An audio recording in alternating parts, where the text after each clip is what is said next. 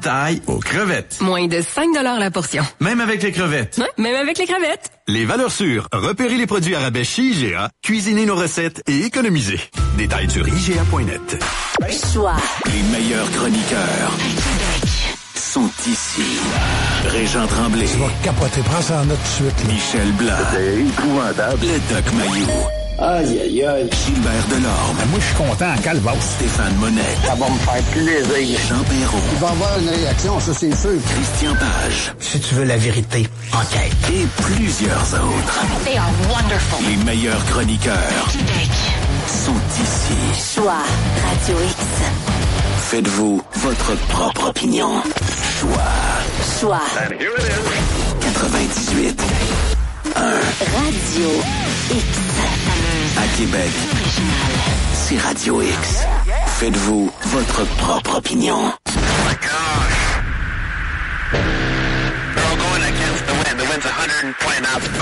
Radio X Files avec Christian Page et Camille. Radio X.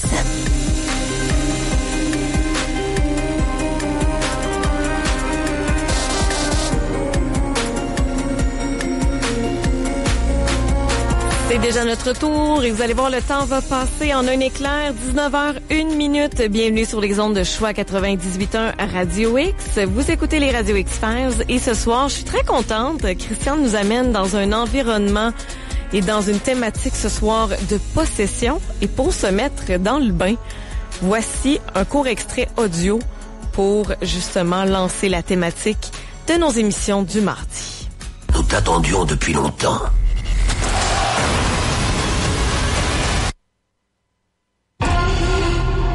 Ces séances sont obligatoires pour tout le monde, Saran. Ma mère souffrait de dépression.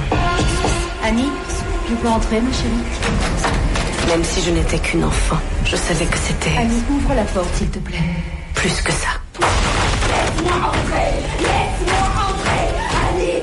Ma mère disait qu'elle entendait une voix dans sa tête. Laisse-moi entrer! Et que cette voix ne la voulait pas, elle. Elle me voulait, moi. La citadelle est tombée. Une fumée noire masque le soleil. Certains d'entre vous le savent déjà, nous avons une femme qui vient étudier dans cette classe, seulement en tant qu'observatrice. Descendons dans les entrailles de l'enfer, si vous le voulez bien. Il y a plus de possessions signalées de nos jours que dans toutes les autres époques de l'histoire. Nous devons combattre pour sauver chaque âme. Défends-nous dans le combat contre les esprits de la malveillance.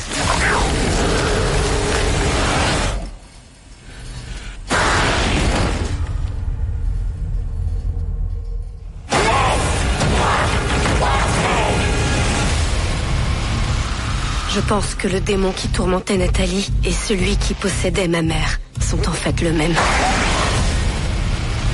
J'aimerais enseigner à Soran le minimum requis pour se protéger elle-même et les autres.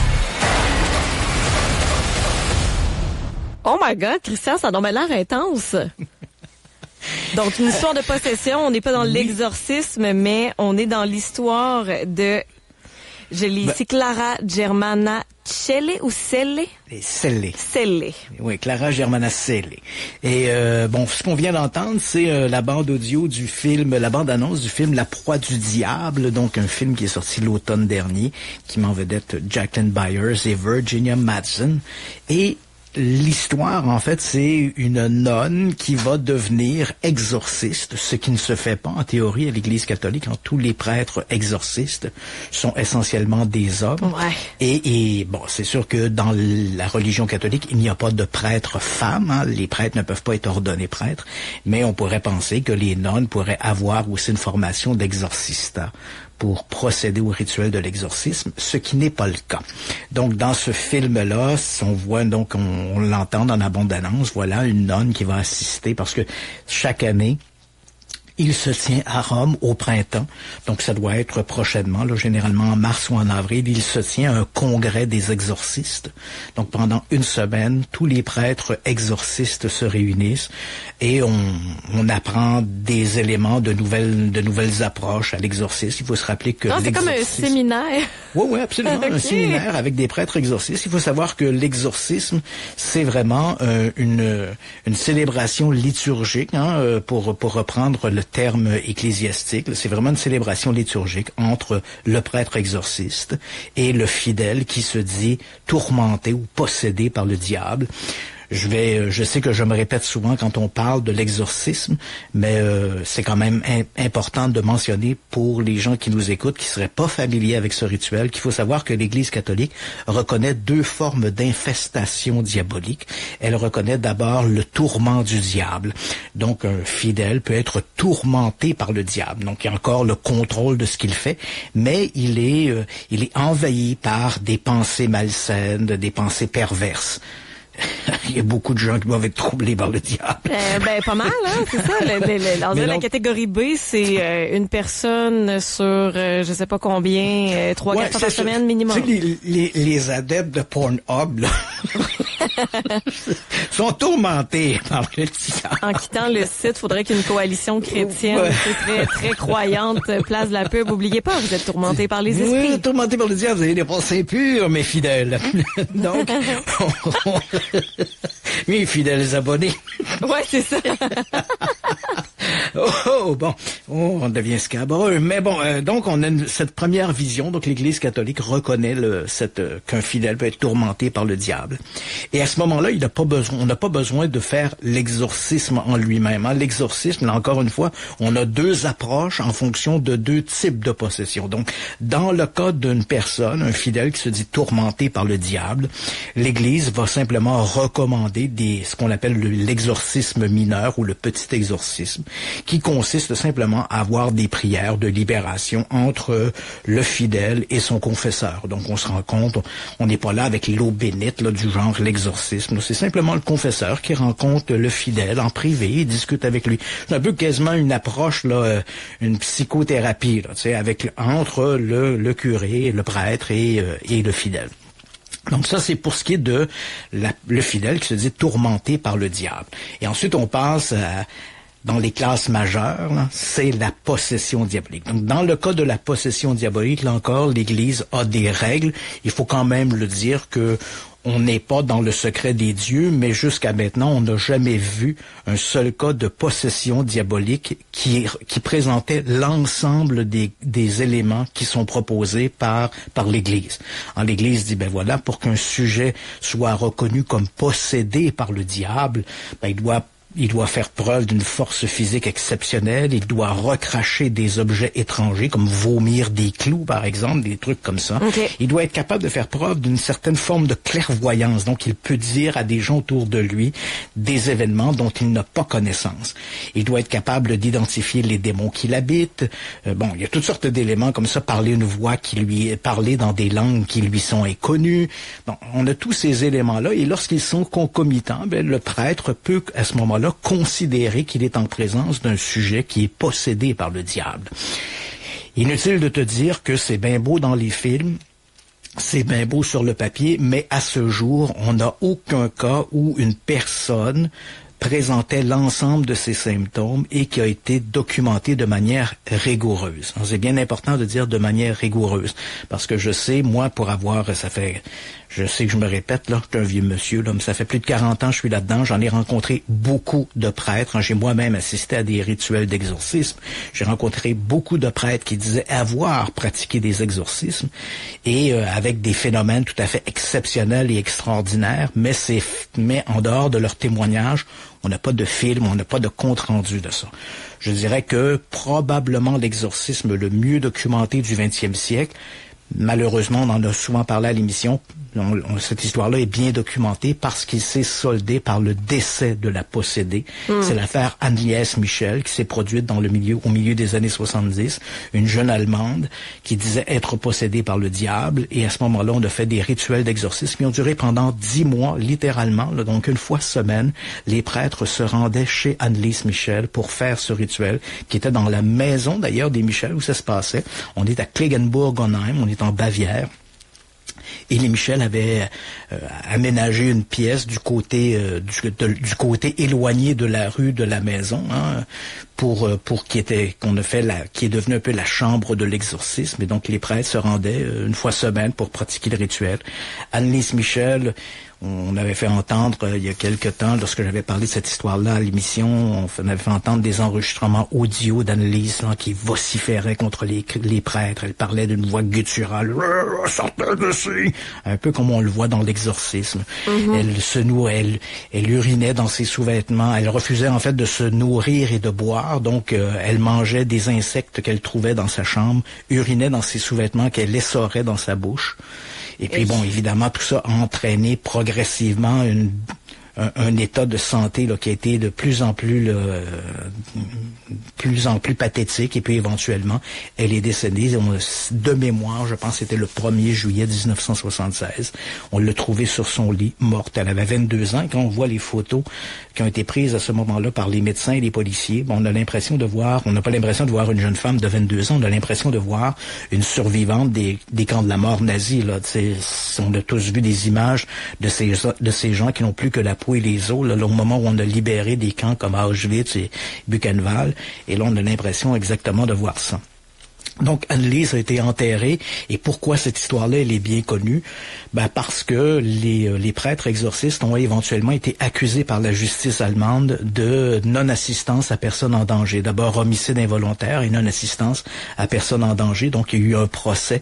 Et durant le procès, donc, les prêtres ont fait entendre les enregistrements audio qu'ils avaient faits durant ces séances d'exorcisme. C'était plus d'une 40aine de cassettes. Je les ai toutes à la maison. Là. Okay. Ça fait des heures de... comme ça. Et j'ai les minutes du procès, parce qu'il y a eu, évidemment, dans les minutes du procès, les prêtres et les parents d'Anneliese ont été accusés, là, comme j'ai mentionné, homicide involontaire et non-assistance à personne en danger. Eux, ils ont défendu leur position en disant, il faut quand même le dire, les parents d'Anneliese Michel, c'était des gens qui étaient un peu ce qu'on pourrait qualifier des grenouilles de bénitier. C'est des gens qui étaient obsédés par la religion. Et durant le procès, ils ont prétendu qu'ils avaient fait de leur mieux pour aider la jeune femme qui se disait possédée par le diable, même si éventuellement tout ça a conduit à la mort de la femme. Et donc pour eux, il n'y avait pas de geste répréhensible. Lorsqu'il y a eu le procès, donc, ils ont été condamnés pour les accusations qui étaient portées contre eux. Mais comme il y avait déjà eu une détention préventive avant, ils ont été libérés du tribunal. C'est une histoire qui a fait date un peu. Et parce qu'il faut savoir que dans le système de justice, les gens diront, oui, mais comment on a pu les libérer s'ils avaient commis un geste aussi épouvantable que homicide involontaire? Il faut savoir que dans la justice, c'est vrai pour la justice allemande, c'est vrai dans la justice canadienne aussi, ou dans le plaidoyer et dans l'imposition de la peine, il y a l'aspect de la volonté de commettre un crime. Et le danger que représentent ces gens-là, si on les laisse à l'extérieur. Tu comprendras que dans le cas des parents d'Anneliese Michel, eux ont toujours maintenu qu'ils n'avaient jamais tenté, puis je pense que les faits démontrent bien qu'ils n'ont jamais tenté de blesser ou de malmener leur fille. Vraiment, ils étaient persuadés que ce qu'ils faisaient, c'était pour le mieux-être de leur fille. Et c'est Anneliese qui refusait de se nourrir et qui refusait de boire. Évidemment, avec le recul, on pourrait toujours se dire, ouais, mais si toi, tu rencontres, je sais pas si tu as des frères ou des sœurs, mais si tu vois une de tes sœurs, par exemple, qui ne veut plus manger, qui veut plus boire, elle urine dans ses sous-vêtements, mange des insectes, des araignées, tu dis, là, je pense qu'on va faire appel à un médecin et à un psychologue. Bon, ce que les Michel n'ont pas fait. Donc, on peut toujours leur rapprocher ça. Mais néanmoins, ils étaient persuadés que les gestes qu'ils faisaient étaient pour le mieux-être d'Anneliese. Donc, les envoyer en prison n'aurait rien changé. Est-ce que ces gens-là représentaient un danger pour la communauté? Pas du tout. Ils ont appliqué un rituel d'exorcisme sur la foi de ce que les prêtres disaient et ils étaient convaincus que ça allait fonctionner. Les prêtres, eux, ils n'ont fait que appliquer. Puis je sais qu'on peut toujours questionné ça en disant, ils ont appliqué ce qui leur avait été enseigné.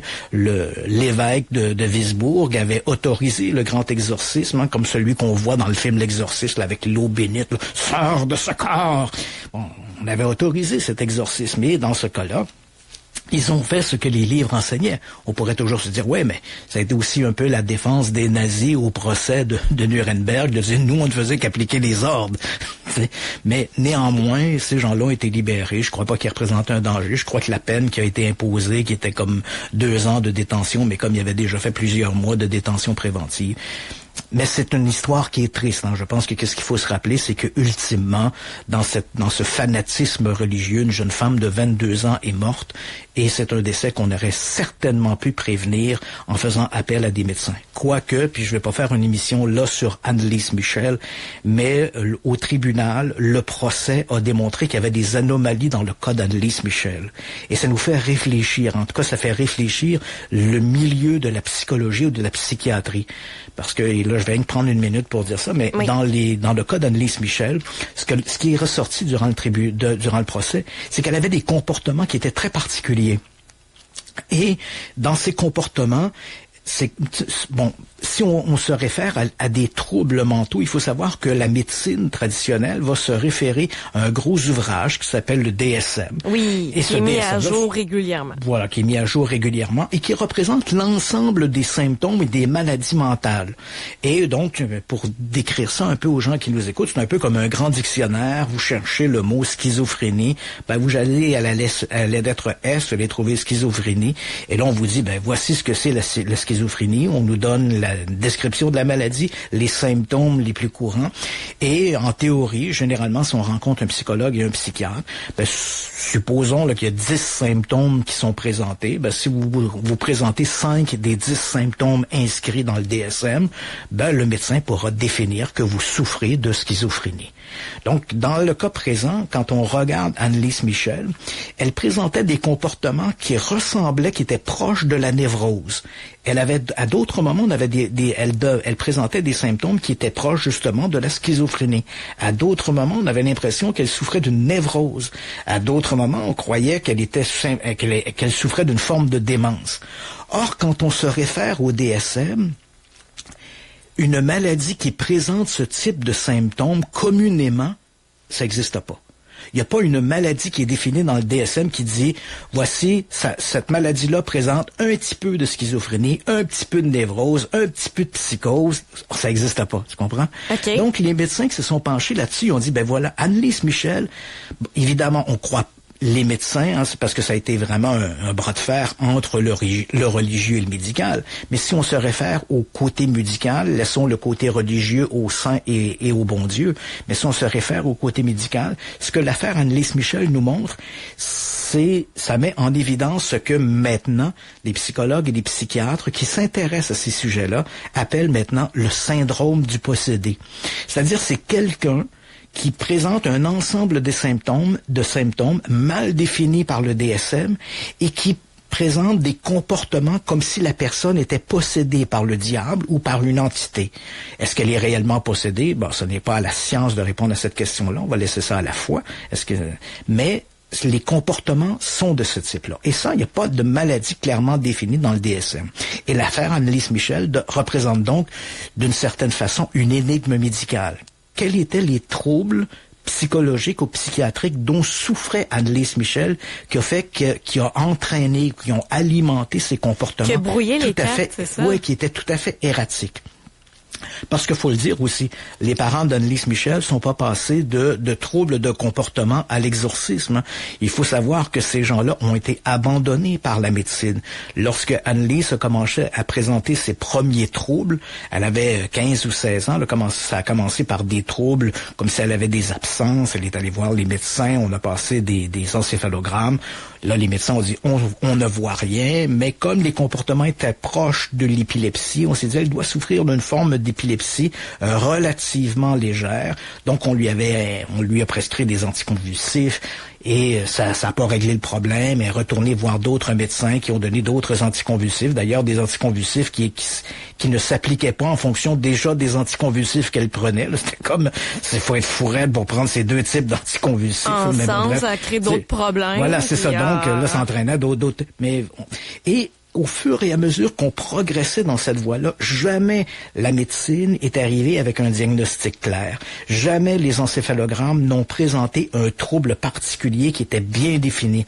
Je crois de mémoire, là, je te parle vraiment de mémoire, je pense qu'elle a passé 6 ou 7 encéphalogrammes. Sur un seul, on a noté des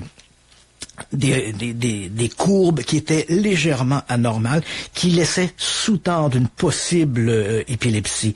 Mais les autres n'étaient pas dans ce sens-là, donc on a un seul rapport qui va dans ce sens-là et qui n'est pas non plus définitif. Et à force de passer donc de la maison au cabinet du médecin, cabinet du médecin, et l'état d'analyse qui ne faisait que empirer, éventuellement, les parents sont venus à se dire, nous avons été abandonnés par les hommes en blouse blanche. On va se tourner maintenant vers les hommes en blouse noire. Ils sont allés voir les curés qui, eux, rapidement ont diagnostiqué une possession diabolique et ça a été le rituel qui a suivi. Les autres, ils ont trouvé tout de suite. Ouais, c'est ça. Mais donc, tout ça pour te dire, on a fait un grand détour, mais je pense que c'est important de mettre ces éléments-là en relief. Donc, dans le cas des possessions diaboliques, comme on l'a mentionné, il y a les tourments du diable. Donc, un fidèle est tourmenté par le diable avec des rituels, des rencontres avec un prêtre, puis on va faire des prières de libération. Mais si éventuellement la personne perd le contrôle d'elle-même, elle a l'impression qu'une entité se substitue à sa pensée et elle va témoigner de ces éléments dont je t'ai mentionné, une force exceptionnelle, des dons de clairvoyance, vomir des objets qui n'existaient, qu'elle n'a pas ingurgité normalement, des clous, des morceaux de verre, etc.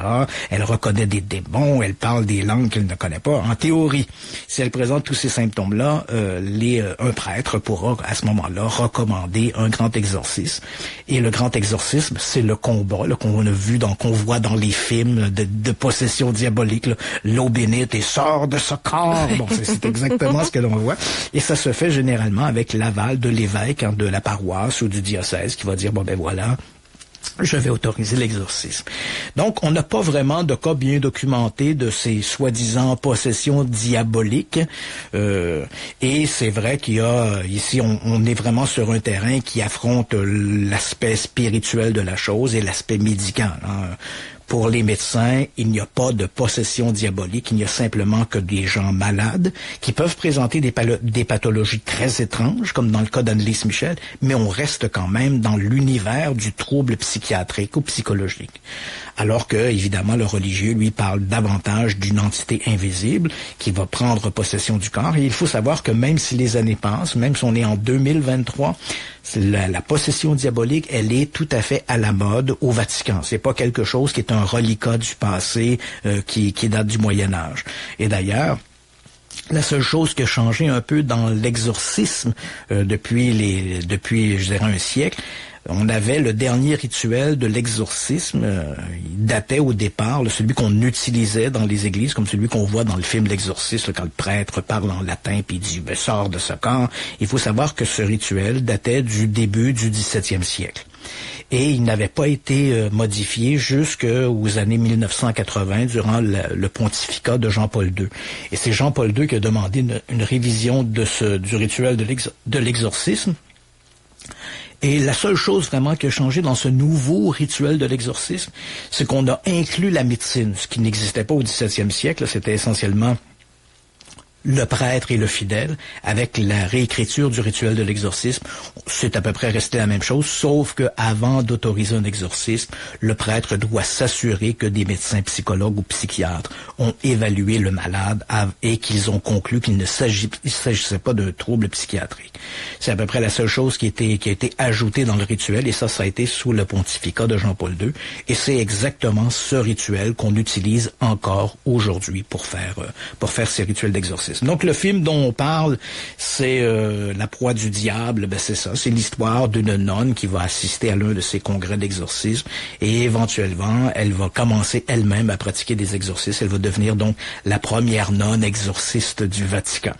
Donc, mais si ça nous met dans le bain, c'est pas vraiment en relation avec notre histoire d'aujourd'hui. Notre histoire d'aujourd'hui est un cas de possession diabolique qui se passe à l'intérieur de l'Église catholique. Il faut le savoir aussi, chaque année, il y a à peu près, minimalement, on ne parle que de registres qui sont retenus, il y a plusieurs centaines, on parle minimalement de 300 décès qui sont faits chaque année uniquement aux États-Unis, de gens qui se sont livrés à des rituels d'exorcisme qu'on dit exorcisme sauvage. Et sur des jeunes enfants, souvent.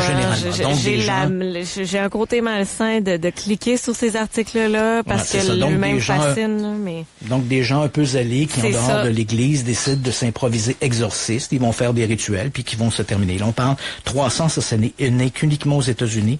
Il faut savoir que ça se pratique beaucoup dans certains pays d'Afrique. Et si on regarde à l'échelle du monde entier, on tient des registres d'à peu près de 3 à 4 000 décès par année de gens qui meurent dans des rituels d'exorcisme qu'on dit sauvages.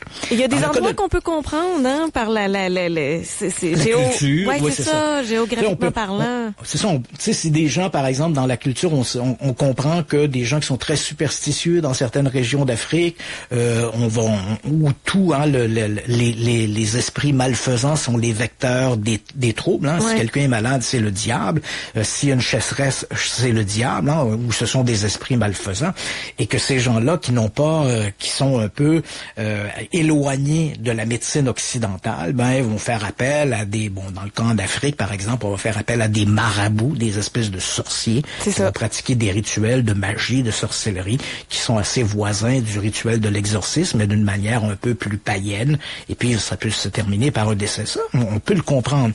Mais quand on a des cas où ça se passe en plein milieu de l'Amérique, ou en France, ou en Angleterre, où on est dans des pays occidentaux, et si on parle qui plus est de gens qui ont cette culture occidentale, on parle pas de quelqu'un, un immigrant par exemple qui vient du Zimbabwe, qui vit en Angleterre, qui a amené avec lui par exemple sa culture et ses croyances, mais on parle d'un individu qui a grandi aux États-Unis, qui est un occidental, qui a fait partie du système d'éducation occidentale, la religion occidentale, et qui va se livrer à des rituels comme celui-là en dehors d'un cadre médical, et qui plus est, lorsque ce sont des petits-enfants, c'est un peu aberrant, là. Mais bon. Tellement.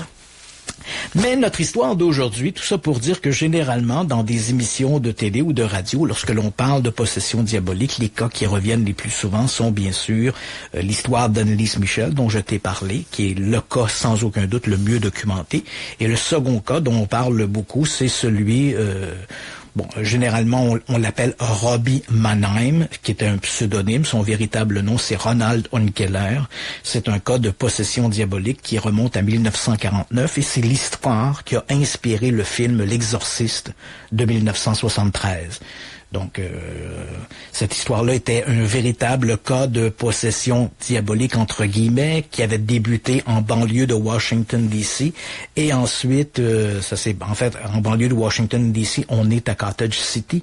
Et ensuite, ces gens-là qui étaient originaires de Saint-Louis, ont déménagé à Saint-Louis. Et là, à Saint-Louis, c'est là que se serait produit le grand rituel de l'exorcisme.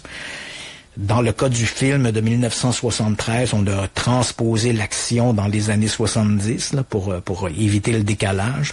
Et en même temps, on a choisi une fillette, une adolescente, hein, qui est incarnée par Linda Blair, qui joue le rôle de Regan McNeil.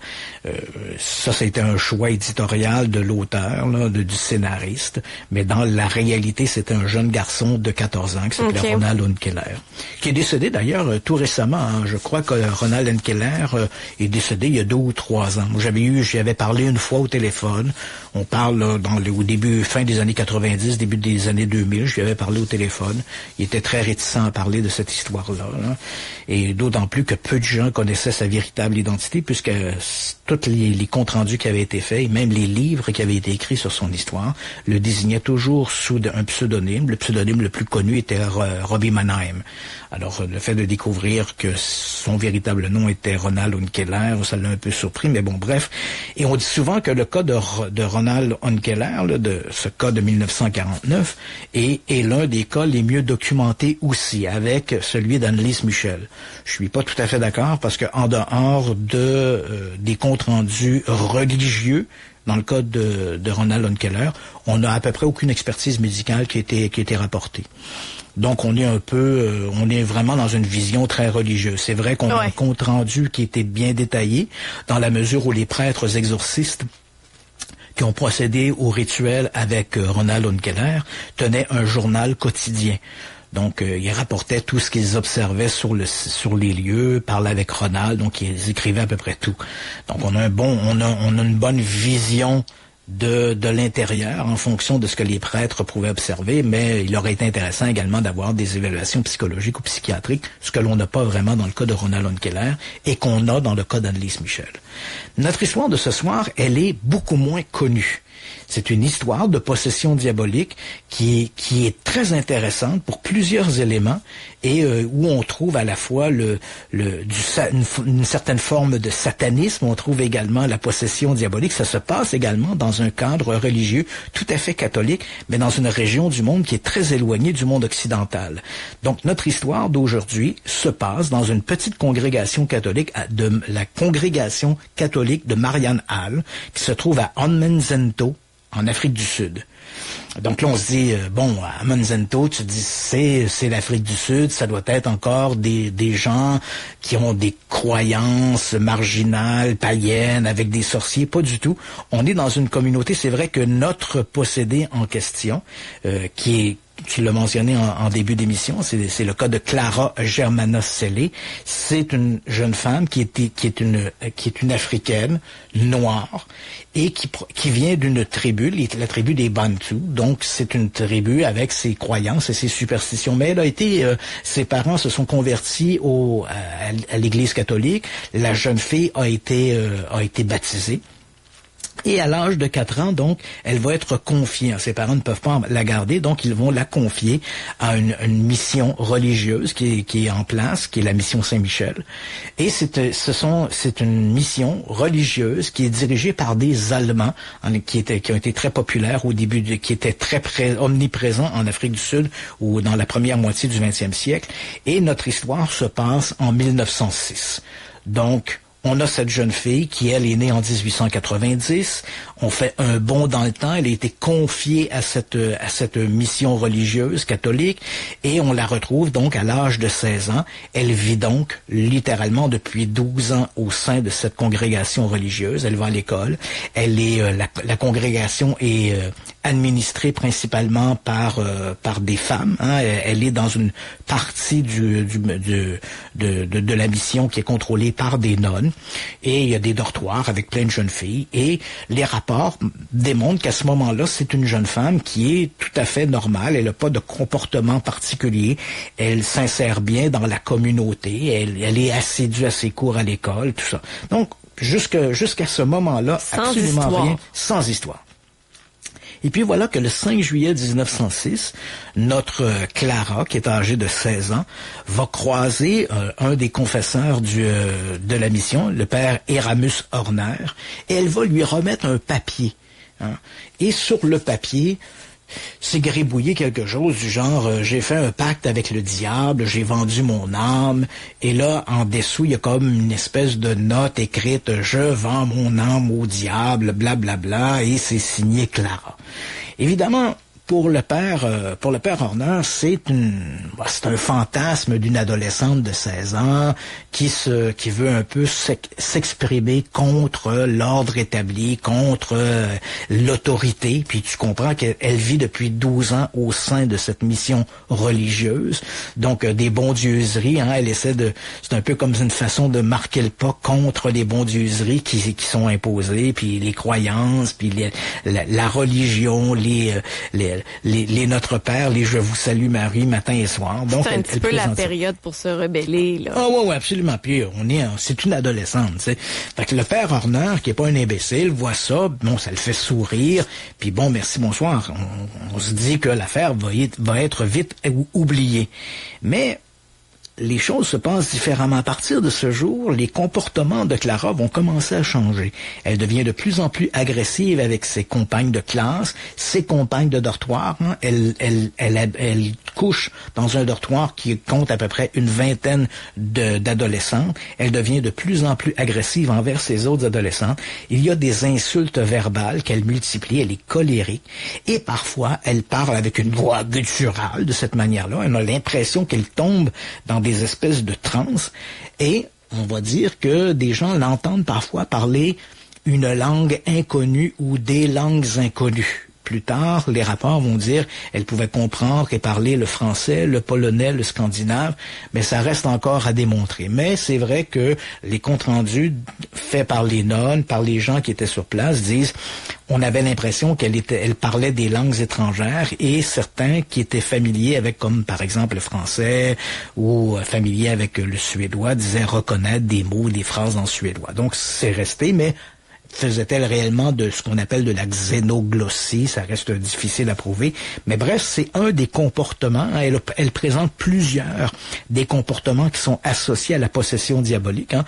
On a cette voix gutturale, elle est agressive, elle fait de la xénoglossie. Et elle se met à ce moment-là aussi à parler avec des entités qu'elle ne voit pas, qui, dit-elle, est le diable. Hein. Elle dit, j'ai vendu mon âme au diable, donc je vois le diable.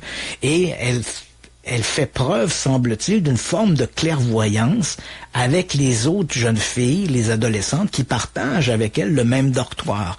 Elle va insulter, elle va lancer, hein, c'est toujours un peu insultant et humiliant, elle va révéler des choses de certaines jeunes filles, je te vois, te fais ceci, te fais ça, donc des choses parfois un peu scabreuses qui mêlent ses collègues un peu mal à l'aise. Donc, elle semble savoir des choses qu'elle ne pourrait pas savoir s'il n'y avait pas cette intervention mystérieuse et surnaturelle.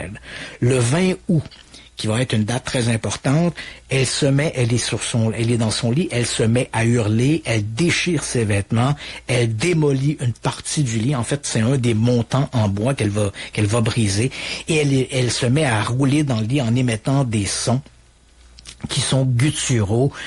Et une des nonnes qui va accourir à son chevet va éventuellement, dans son compte-rendu, dire « J'entendais des sons que même un animal ne pourrait pas faire. Même, il y avait une espèce de râlement. » Elle dit « Même un lion n'aurait pas pu faire un râlement comme celui-là. » Donc, à partir de ce moment-là, on est vraiment en présence d'une jeune femme qui semble présenter des troubles qui sont assez proches de la possession diabolique.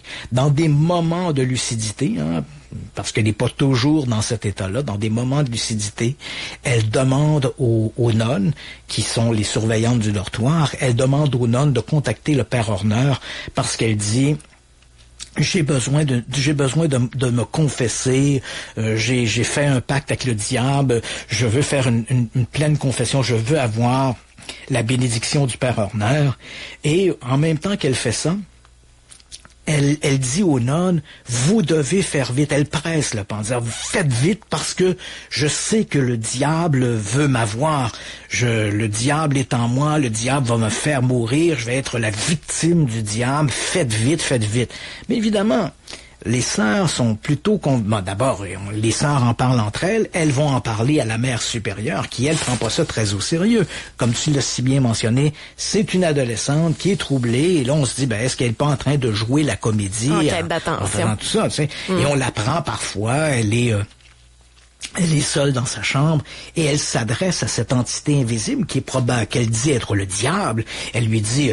notamment dans ce qui est rapporté, tu m'avais promis des jours de gloire et maintenant tu m'as trahi, tu es si cruel avec moi. Donc, c'est une espèce de plaidoyer qu'elle fait envers le diable. Et éventuellement, comme je le mentionne, tout ça remonte à la mère supérieure. Doit-on ou non appeler le père Horner? Doit-on procéder à ce rituel d'exorcisme? Et au fil des jours qui continuent de se produire, la jeune femme est de plus en plus troublée, elle devient de plus en plus colérique en classe, entre guillemets, là. Elle devient colérique, elle renverse son bureau, s'en prend physiquement aux sœurs, et là, éventuellement, la mère supérieure demande à ce que des nonnes surveillent durant la nuit, parce qu'on dit également qu'elle s'en prend aux autres adolescentes dans le dortoir. Donc à ce moment-là, la mère supérieure la fait transférer dans une autre chambre où il y a 3 autres adolescentes. Et on demande à ce que 2 nonnes passent la nuit avec elle pour la surveiller. Et c'est assez étrange. Encore une fois, je vais revenir à la fin sur la documentation que l'on a, mais lorsque les nonnes se présentent dans la chambre, on a comme l'impression, d'après les comptes rendus, encore une fois, que Clara était au courant que ces nonnes allaient la surveiller toute la nuit, et elle les accueille en riant, en disant « je vais m'occuper de vous ». Et effectivement, pour s'occuper d'elle, elle va s'occuper d'elle. Donc, à un moment donné, occuper ou leur faire peur? À un moment donné, et là, il faut toujours se rappeler qu'on est en présence ici de récits qui ont été publiés des années après. C'est le père Horner qui va raconter cette histoire-là. Le premier, il va la raconter en fait 30 ans après les faits. Donc, dans quelle mesure les faits ont été un peu exagérés, puis qui sont les autres témoignages.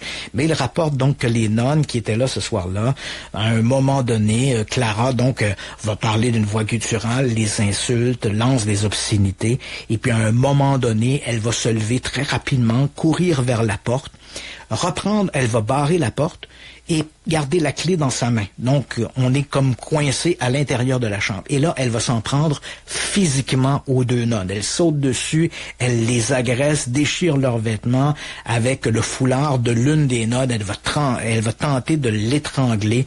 Et là, évidemment, les cris des nonnes qui sont aux prises avec cette démon, littéralement, va attirer d'autres nonnes qui circulent dans les corridors. On va enfoncer la porte et finalement maîtriser Clara, et les 2 sœurs, évidemment, vont s'en tirer avec quelques égratignures et une bonne frousse. Et c'était tellement intense que les autres adolescentes qui étaient dans la pièce en même temps que Clara, elles se sont réfugiées dans un coin de la pièce, elles se sont regroupées entre elles, et elles n'ont pas bougé le petit doigt pour essayer de venir en aide aux nonnes qui étaient agressées, parce que, bien sûr, elles craignaient, elles aussi, d'être victimes de ces attaques. Donc, dans les jours qui suivent, la mère supérieure est informée de ça, et on commence à se demander si Clara n'est pas simplement souffrante de troubles mentaux, même si on est en 1906. La médecine psychiatrique ou psychologique est quand même présente. Hein? On n'a pas encore développé les grands concepts de la psychologie ou de la psychiatrie. Là. Mais on est conscient des gens anormaux. Mais voilà, on a commencé là à partir de la fin du 19e siècle là, en Angleterre, la médecine a commencé à s'imposer et à comprendre que des gens pouvaient souffrir de troubles mentaux. Donc, on se demande si Clara... Puis, il faut quand même se rappeler aussi qu'on est quand même dans un monastère, un environnement religieux allemand. Et les Allemands, au début du 20e siècle, c'était des gens qui étaient très en avance sur l'époque. C'est des gens qui étaient très éduqués, très instruits. C'était un terreau qui était particulièrement noble en Europe. Quand on parlait les Allemands, début du 20e siècle, là, c'était avant la Première Guerre mondiale, ça tenait quand même le haut du pavé. Donc, on n'est pas ici dans une espèce de médecine de brousse ou des croyances un peu fantaisistes sur des esprits. On est vraiment dans un univers occidental, et là, on est un peu surpris de ça, et on se demande, est-ce que Clara pourrait être victime de troubles mentaux? Et là, à ce moment-là, on se réfère toujours au récit rapporté, Clara va commencer donc à développer d'autres talents extraordinaires. On raconte qu'à un moment donné, lorsqu'elle se trouvait dans une cuisine, une boule de feu a jailli autour d'elle et monté littéralement au plafond, et ça devant tous les gens qui étaient présents. Comme ça se passe dans la cuisine, comme on est avec des poêles au gaz, on peut toujours se demander de quelle manière est-ce que ce feu-là n'était pas simplement accidentel et qu'on a associé à Clara. Tu sais, bon. Mais éventuellement, des nonnes vont témoigner que à un autre moment, elle est dans son lit, et là, elle crie que ça brûle, parce que, comme je le dis, elle n'est pas toujours dans cet état de possession. Donc, on l'entend, elle crie « ça brûle, ça brûle ». Avec sa voix. Tout le monde veut y porter assistance à crier de même. Et là, les sœurs arrivent, les nonnes arrivent au pied de son lit, et elles voient littéralement le lit en flammes. Et Clara, au milieu du lit, qui est épargné par les flammes. Les flammes se tournent autour d'elle, mais ne touchent pas ses vêtements, rien. Et puis, éventuellement, on va la tirer du lit, on va éteindre les flammes. Le lit est littéralement complètement calcinée, mais Clara n'a pas souffert d'aucune brûlure dans cet incident-là. Donc, c'est assez curieux. Et là, comme je vois que le temps file, je pourrais t'en parler pendant des heures, mais à partir de là, évidemment, les conditions se détériorent. Elle devient de plus en plus asociale, de plus en plus intenable. Et lorsque les sœurs tentent de lui envoyer de l'eau bénite, par exemple, parce qu'elle dit qu'elle est possédée par le diable, on lui envoie de l'eau bénite. Et là, elle dit ça brûle. Elle va développer des cloques lorsqu'on lui envoie de l'eau. Elle va développer des cloques suite à ces aspersions. Et ce qui est tout à fait étonnant, si le récit est vrai, Clara est capable de déterminer ce qui est de l'eau bénite et ce qui n'en est pas. Donc, à un moment donné, lorsqu'on en parle à la mère supérieure, à ce moment-là, les prêtres exorcistes sont pas encore dans le tableau. On n'a pas encore osé en parler au père Horner qui dirige la congrégation. Ils ont dit on va se débrouiller, mais on va essayer de se débrouiller. Ça fait quelques mois. Voilà, donc la mère supérieure dit, on va essayer de l'asperger, puis elle dit aux nonnes, remplacez l'eau bénite par de l'eau pour voir si elle réagit, et de manière tout à fait extraordinaire, Clara semble savoir à quel moment l'eau est de l'eau bénite et à quel moment c'est de l'eau prise directement du robinet. Elle est incapable de supporter des objets religieux autour d'elle, elle entre dans des crises épouvantables, les renverse, hurle, prend des voix gutturales, se tord sur le plancher lorsqu'elle est en présence d'objets sacrés, et on va faire des tests, par exemple, on va dissimuler, les nonnes vont dissimuler sur elles, dans leurs habits, elles vont dissimuler, par exemple, des crucifix en bois. Lorsqu'elles entrent dans la pièce, et donc on ne peut pas les voir, ils sont dissimulés dans des poches, dans des replis des vêtements. Donc quand les nonnes entrent dans la pièce et qu'elles n'ont pas d'objets religieux, Clara est plutôt calme. Mais si elles entrent dans la pièce avec ces objets dissimulés sur eux, Clara rentre dans une colère épouvantable et elle crie, elle hurle, comme si elle savait d'instinct qu'à ce moment-là, même si elle ne les voyait pas, les nonnes avaient sur elles des objets à caractère religieux. Donc, devant toute cette situation-là, il ne manque plus qu'un élément pour convaincre qu'on est en présence d'une possession diabolique. Et ces événements-là, il y a 2 événements qui vont se produire une même soirée, et ça va être la goutte qui fait déborder le vase. Dans un premier temps, Clara va à un moment donné, elle est dans cet état de possession, elle hurle, elle se tord sur son lit, des nonnes sont autour d'elle, essaient de la maîtriser, et à un moment donné, elle va entrer dans un état de lévitation. Donc, elle va se soulever à 1,50 m au-dessus de son lit. Elle flotte littéralement en l'air et elle se déplace. Elle est au départ en position couchée. Elle va se redresser en position verticale et elle flotte donc littéralement en l'air à 1,50 m du sol.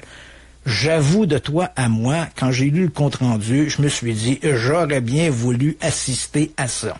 C'est ça. Bon. Est-ce qu'on a un peu quand tu parles de cloques qu'elle faisait avec le contact de l'eau bénite, exemple, ou est-ce qu'on a des photos? On parle de 1906, 1907 quand même, là. Non, et c'est là, vends pas mon punch avant.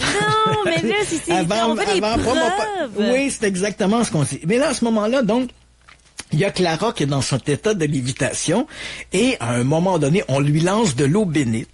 Elle retombe sur le sol et là, écoute, elle se met à se onduler littéralement sur le sol comme si elle était un serpent. Elle sort la langue et elle ondule vers l'une des nonnes qu'elle va mordre sur l'avant-bras. Et le compte-rendu nous dit que la nonne avait des marques sur l'avant-bras qui ne représentaient pas une dentition humaine, mais comme des crocs, comme si elle avait été mordue par un serpent. Bon, le doute est permis et le scepticisme est de mise.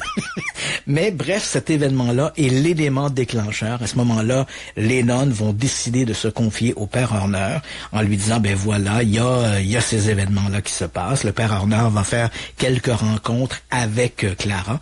Et c'est assez étonnant parce que ça fait quand même plusieurs semaines que Clara se dit possédée par le diable. Rappelle-toi qu'au tout début, elle a imploré les nonnes de faire appel au père Horner Père parce qu'elle voulait se confier à lui, faire une confession. Elle souhaitait avoir la bénédiction du Père pour la libérer.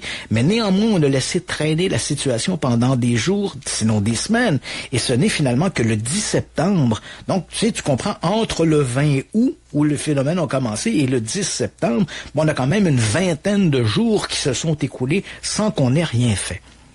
Donc, le père Horner décide le 10 septembre de procéder à un rituel du grand exorcisme, comme celui que l'on voit dans les films. Seul lui peut être autorisé à faire ça, parce que les nonnes, contrairement à notre film du début, ne sont pas autorisés à faire des grands exorcismes. Donc, le père Horner arrive sur place et là, il va faire, on est le 10 septembre, le rituel de l'exorcisme va se dérouler durant toute la journée, durant la nuit, une partie de l'avant-midi suivant, donc entre le 10 et le 11 septembre.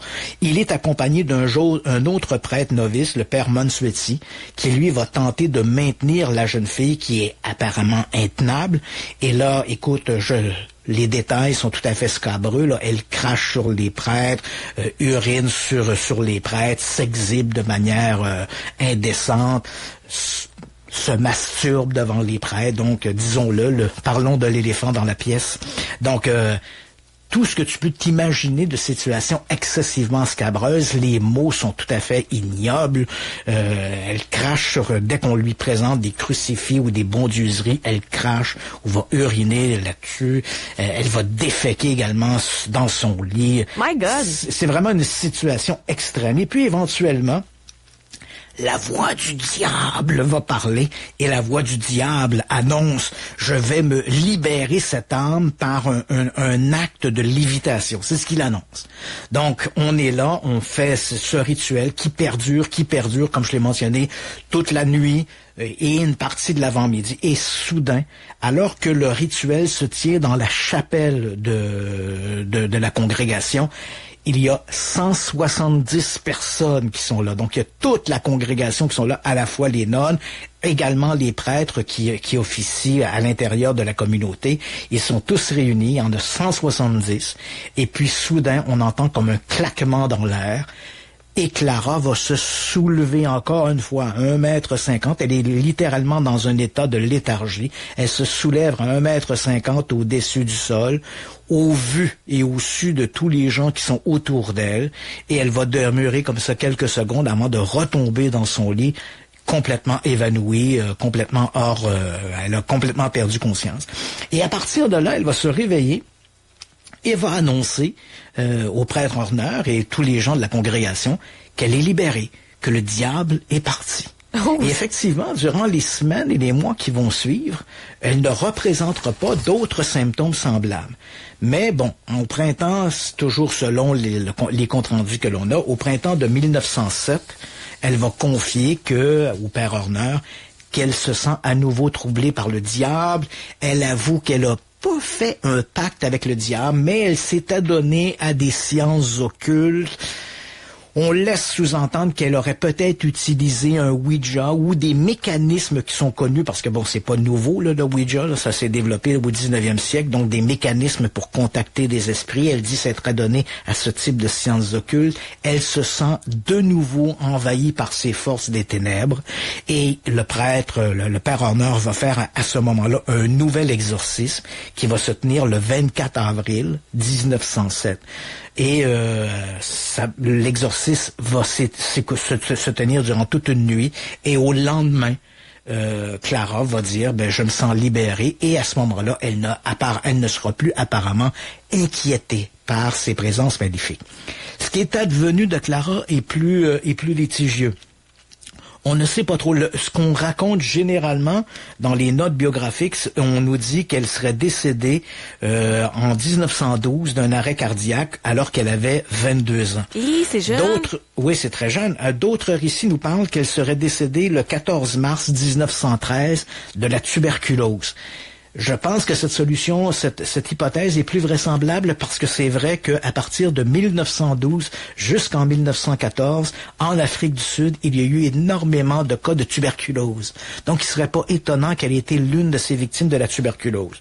D'autres récits plus chaotique laisse croire qu'on aurait perdu sa trace, ce qui me semble pas vraisemblable, mais je le mentionne au cas où des auditeurs tomberaient sur un récit qui disent « on sait pas ce qu'elle est advenue. Christian nous l'a pas dit. » Non, il y a des récits qui disent qu'elle a disparu et on ne sait pas ce qu'elle est advenue. Mais dans les faits, les sources biographiques qui sont consultables, qui sont vérifiables, semblent mentionner que ou bien elle est décédée d'une crise cardiaque en 1912, ou elle serait décédée de la tuberculose en 1913. Très étonnant qu'elle ne soit pas décédée, c'est une victoire en soi, là, qu'elle ne soit pas morte elle aussi d'un exorcisme. Ouais. Ce qui est, et je te vendu un petit peu mon punch, le gros problème avec l'histoire de Clara Germanaselli, c'est qu'on n'a pas de source. La seule source que l'on a, la source principale dans le récit, dont l'histoire se passe en 1906, 1907 pour le second exorcisme. Or, le père Erasmus Horner va publier cette histoire-là pour la première fois en 1932. Il publie ses mémoires. Le titre, là, en français, c'est un ouvrage qui était écrit évidemment en anglais. Traduit en français, c'est Événements positifs, mystérieux, la possession diabolique. Donc ça, c'est le titre de son ouvrage. C'est publié en 1932. Il lui fait un compte-rendu de ces événements-là. Il était aux premières loges, puisqu'il c'est le prêtre exorciste, donc il raconte ça. Il rapporte les témoignages des nonnes, mais l'ouvrage ne contient pas, évidemment, c'est un ouvrage de 1932, les événements datent du début du siècle, il n'y a pas de photocopie, là. Fait qu'on ne présente pas dans l'ouvrage de facsimilé. On aurait pu, mais on n'a pas de facsimilé des comptes rendus des nonnes, par exemple. Ça aurait été intéressant de voir dans le livre des impressions, des lettres ou de notes qu'auraient prises les nonnes qui auraient décrit ces événements-là. La seule chose que l'on a, c'est ce que le père Horner nous en dit quand il dit Clara disait, une nonne dit qu'elle observait Clara qui flottait à 1,50 m au-dessus du sol, ou Clara qui s'adressait à des entités invisibles, ou Clara qui devenait comme un serpent sur le sol et qui rampait. Tout ça, c'est essentiellement le récit du père Horner. On n'a pas de récit de première main des nonnes qui auraient été témoins de ça. Des recherches ont été menées par des enquêteurs en Afrique du Sud. On a fouillé dans les archives. Malheureusement, à cause des troubles, et on n'entrera pas dans le détail, mais l'Afrique du Sud, ça a été un pays excessivement troublé. Donc la plupart des archives ont été ou bien détruites dans les guerres qui opposaient différents clans. On n'a qu'à penser à plus récemment, les images que l'on a de tous ces troubles en Afrique du Sud, d'ailleurs qui ont conduit Nelson Mandela en prison pendant des décennies. Donc on avait des bras de fer qui se jouaient à cause de l'apartheid, des grands bâtiments, et comme ceux-là, par exemple, le monastère Saint-Michel, il a été brûlé, parce que c'était des Blancs, c'était des Allemands, d'autant plus qu'on a eu la Deuxième Guerre mondiale. Donc ce qui portait l'empreinte des Allemands était plutôt mal vu. Donc, on a toutes sortes d'éléments, des situations sociopolitiques qui ont fait que ces bâtiments-là ont été détruits, les archives ont été détruites. Donc, on n'a pas retrouvé d'éléments d'archives qui auraient permis de confirmer la version que le père Horner a racontée de cette histoire-là. D'autres enquêteurs ont quand même retrouvé des nonnes qui avaient été au sein du monastère, là, au début du siècle, qui, eux, ont raconté qu'ils se rappelaient de cette histoire-là. Mais malheureusement, elles n'ont pas pu donner de détails.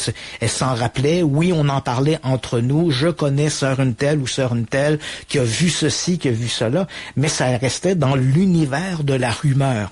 On n'avait pas de documents écrits, de témoignages pertinents qui auraient permis de trancher entre la version que propose le père Horner et une autre version qui aurait confirmé ou infirmé ce qui était raconté.